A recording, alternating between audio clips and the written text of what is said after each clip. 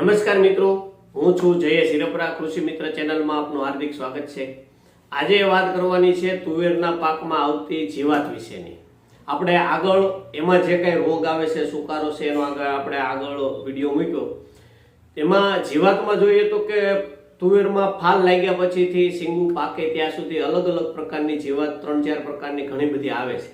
હવે એની વિશેષ માહિતી આપીએ તો કે જે સામાન્ય રીતે ફાલ લાગે ત્યાંથી લઈ પાકે ત્યાં સુધી જો આવતી હોય તો એક લીલી ઈયળ છે, એટલે કે પોડ બોરર તરીકે પણ એને ઓળખાય છે. હેલિકોવેરપા આર્મીજેરા એનું વૈજ્ઞાનિક નામ છે. લીલી ઈયળ છે એ સિંગમાં દાણો હોય ત્યાં કાણું પાડે અને અડધો ભાગ શરીરનો બહાર રહેશે, અડધો અંદર રહેશે, એ રીતે દાણા દાણા ખાય છે. સિંગું ન બંધાણી હોય તો ફૂલ ખાય છે, ફૂલ ન હોય તો પાન ખાય છે. એટલે કે લીલી ઈયળનું જે ખાવાનો સ્વભાવ છે એ પાંદથી લઈ પાન છે, ડોકા છે, સિંગુ છે, ફૂલ છે, આ બધા અંગો ઉપર નુકસાન કરે છે. વધુ પડતું જો નુકસાન થતું હોય તો આપણે આ લીલી ઈયળ હેલિકોવેરપા આર્મીજેરાનું નુકસાન હોય છે.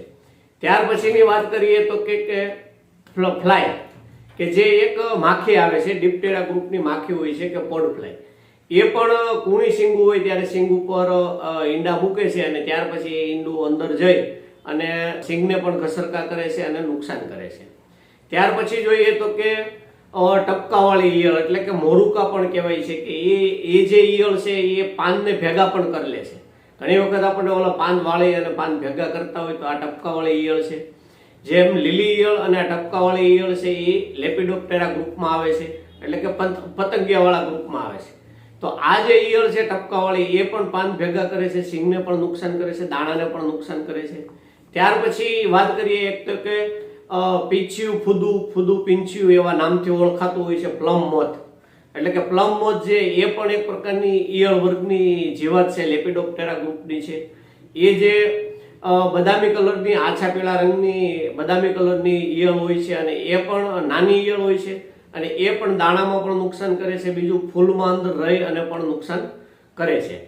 ત્યાર પછી એક ધનેડા ટાઈપની જીવાત આવે છે કે જે એ જીવાત છે એ ફૂલની અંદર રહી ફૂલને નુકસાન કરે છે. ફૂલની જે કેલિક્સ અને કરોલા હોય છે એ ખાય છે અને ત્યાર પછી એમાં સિંગુનું બંધારણ થતું નથી. ત્યાર પછી જોઈએ તો કે પોડબગ, એટલે કે ચૂસ્ય જીવાત પણ આમાં આવતી હોય છે. પોડબગ જે છે એમાં લીલા ચૂસ્યા, ઓલા સફેદ માખી છે, મોલો મચ્છી છે, કે આ બધા બગ હોય છે કે એમાં આપણે ચૂસ્યા જીવાતનો પણ ઉલ્લેખ થાય છે. હવે આના નિયંત્રણ માટેની વાત કરીએ તો કે ઈયળ વર્ગની લેપિડોપ્ટેરા ગ્રુપની જેટલી છે કે પોડ બોરર છે, ત્યાર પછી જોઈએ તો કે ટપકાવાળી ઈયળ છે, ત્યાર પછી પ્લમ મોથ છે.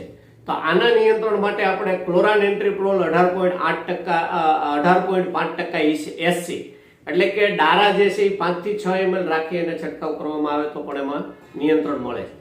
એકનું એક મોલેક્યુલ વારંવાર ના વાપરતા એકવાર ક્લોરાનેન્ટ્રીપ્રોલ વાપરવું હોય તો બીજી વાર ઇમામેક્ટિન બેન્ઝોએટ છે, ત્રીજી વાર પછી ડેલ્ટામેથ્રિન છે. એમ વારાફરતી જો મોલેક્યુલ વાપરીએ તેમાં જીવાતમાં પણ રિઝલ્ટ સારું મળે છે અને રોગ પ્રતિકારક શક્તિ કેળવાતી નથી. બીજા મોલેક્યુલમાં ઇમામેક્ટિન બેન્ઝોએટ 5% પણ ચાલે અને ઇમામેક્ટિન બેન્ઝોએટ 1.9% EC, એટલે કે લીડર જે છે એ 20 થી 25 મિલી રાખી અને છંટકાવ કરવામાં આવે તો પણ એમાં રિઝલ્ટ સારું મળે. ડેલ્ટામેથ્રિન 2.8% EC, એટલે કે ડેવિલ જે છે એ પણ 20 ml રાખી અને છંટકાવ કરવામાં આવે તો એમાં રિઝલ્ટ સારું મળે છે. કે ઈયળ વર્ગની જે કઈ જીવાત છે એ બધી નિયંત્રણ થાય છે.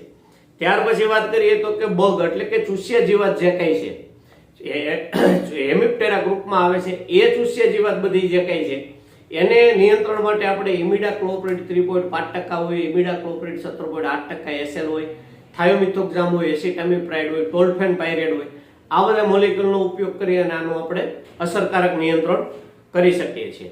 તો આવી રીતે એ જંતુનાશકમાં જોઈએ તો કે ઈયળનાશક દવા, એમાં સ્પિનોસેડ પણ લઈ શકાય, સ્પિનોટેરમ પણ લઈ શકાય, નોવાલુરન પણ લઈ શકાય, ઇન્ડોક્ઝાકાર પણ લઈ શકાય. એટલે ઈયળના ઘણા બધા મોલેક્યુલ છે, એનો આપણે વારાફરતી ઉપયોગ કરીએ અને આ બધી ઈયળનું નિયંત્રણ કરી શકીએ. ત્યાર પછી ધનેડી જેવી જે જીવાત આપણે બ્રાઉન કથ્થાઈ કલરની હોય છે એના નિયંત્રણ માટે આપણે કોઈ પણ ગેસ થતો હોય એ ટાઈપની જો એમાં ક્લોરોસાઇપર અથવા ક્લોરોપાયરીપ્રોસ અથવા પ્રોફેનોફસ આનું મિક્સ કરીને આપવામાં આવે તો એ જે ધનેડી ટાઈપની જે જીવાત છે એનું પણ આપણે નિયંત્રણ કરી શકીએ છીએ. તો આવી રીતે જીવાત જે કઈ છે એ ફાલ લાગે ત્યાંથી લઈ અને પાકે ત્યાં સુધી આવે છે. વિશેષ માહિતી જોતી હોય તો આ ડિસ્પ્લે ઉપર જે નંબર બતાવવામાં આવ્યા છે એ નંબર ઉપર ફોન કરી અને તમે વિશેષ માહિતી પણ મેળવી શકો છો. જો આ વિડીયો સારો લાગ્યો હોય તો અન્ય ગ્રુપમાં શેર કરો અને અમારી ચેનલ સાથે જોડાયેલા રહો. નમસ્કાર.